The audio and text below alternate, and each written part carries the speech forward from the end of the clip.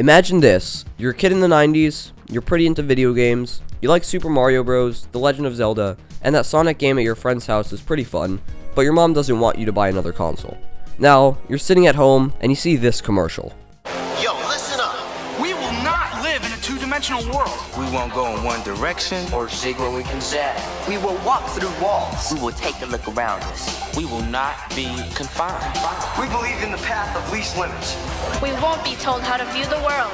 We will experience true freedom. We will not compromise. We will live the game through our hands. We will be in control of something. We will change the system. You scramble out of your seat and run to tell your mom about the Nintendo 64. Out of the many pleads and cries for her to buy you this new console, you say, it's going to be the next big thing, and that's where you're right. When we broke the barrier into 3D gaming, it didn't just change the look of the games. It fundamentally changed the way we play, create, and experience video games. 3 major companies pioneered the third dimension, and each pioneered a different way of interacting with them. Arguably, the most well-known video game company is Nintendo. One of the most important parts of Nintendo's history as a game publisher is their work on advancing consumer-grade 3D graphics in video games. While the Nintendo 64 was their big push into 3D graphics, it wasn't their first. The Super Nintendo was not meant for 3D graphics, so enter the Super FX chip. The Super FX chip was the first consumer-grade graphics accelerator. Its debut title, Star Fox, made everyone sit up and pay attention. The game didn't only make waves in the graphics department, but in the gameplay department as well. The environment was calculated in 3D and laid the groundwork for future games to come from Nintendo. While Star Fox and the Super FX chip were designed as a cool new invention that pushed the industry forward, the success of the chip showed Nintendo that there was a market for 3D games.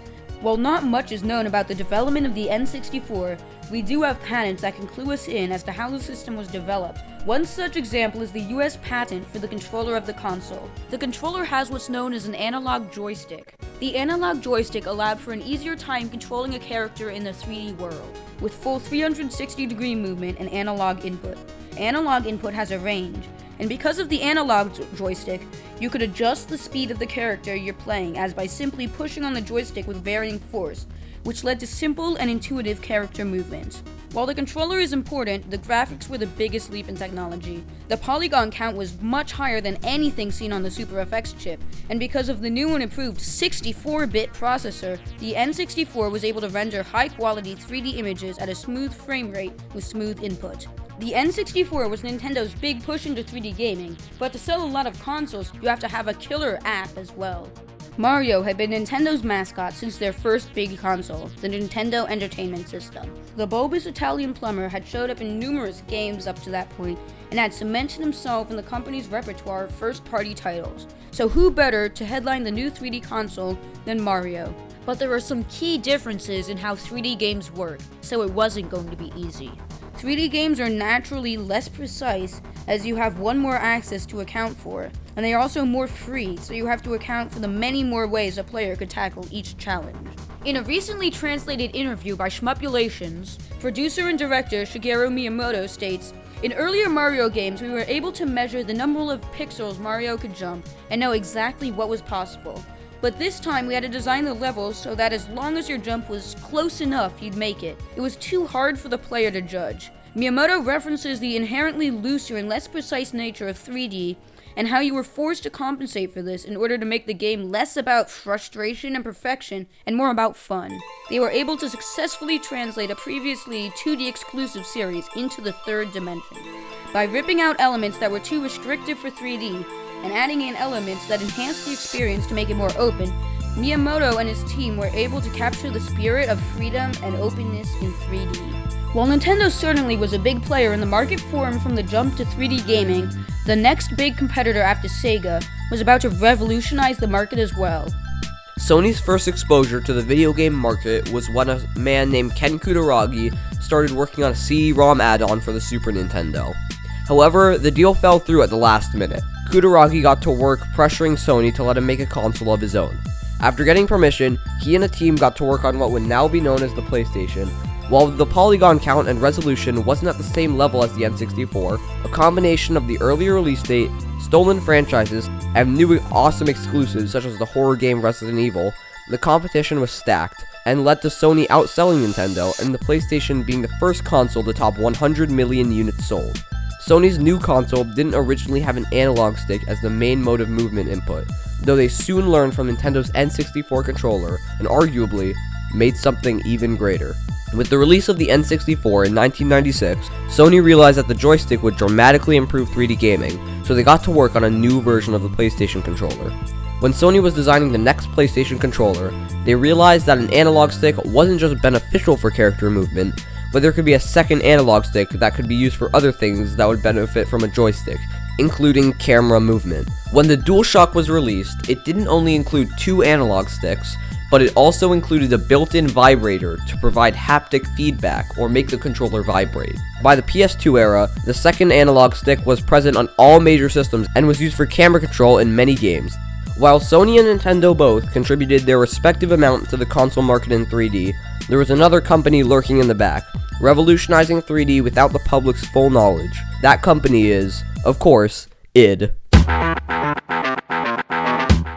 id Software revolutionized the gaming industry with 2 breakthrough titles that not only pushed the industry forward graphically, but pushed the industry forward in gameplay terms, prioritizing high-octane action and a fast-paced and skill-based multiplayer experience. After their previous game, Wolfenstein 3D, lead programmer John Carmack was busy creating a new engine. After internal debates about the topic of the game, a blend of horror and sci-fi was born. It was Doom.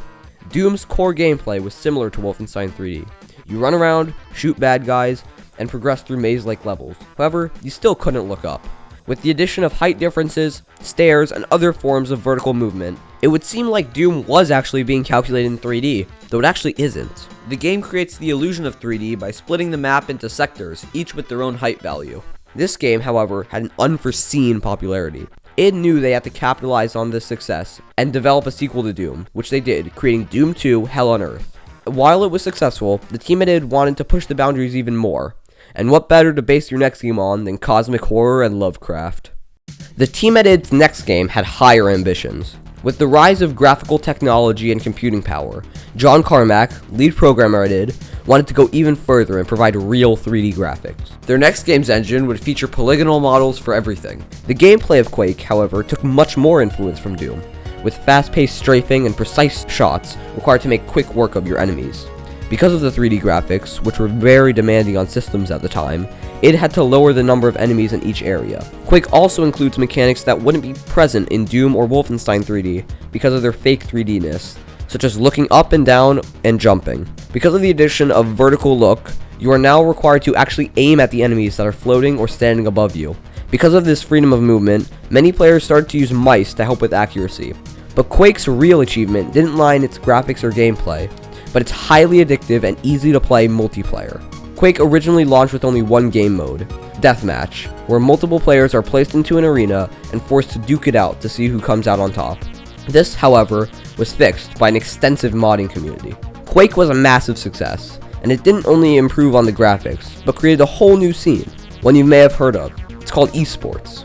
With an extremely popular multiplayer, people would want to get competitive, and they certainly did. Quake spawned a whole new competitive scene, unlike anything ever seen before. Where each of these games and studios contributed in their own way to the 3D games we have today, the result is much, much greater than the sum of its parts. In the statistic by Medium, in the time frame from 1980 to 1995, the industry grew from a few $million to just under $100 million in sales. In that same 15-year time frame, from 1995 to 2010, starting from the time when Quake, the PlayStation 1, and the N64 were released, the gaming industry had risen to about $600 million in sales. In another statistic by Time magazine, out of the best 10 selling games of the 2010s, every single one had 3D graphics of some kind. Without 3D games, the first-person shooter genre wouldn't have existed, and groundbreaking titles like Super Mario 64, Doom, and even Minecraft couldn't have reached their full potential if the 3D technology hadn't been there. The addition of an extra dimension into video games broke a barrier into more open and player-driven gameplay, more in-depth stories, and new experiences. And who knows, maybe one day, we'll add another.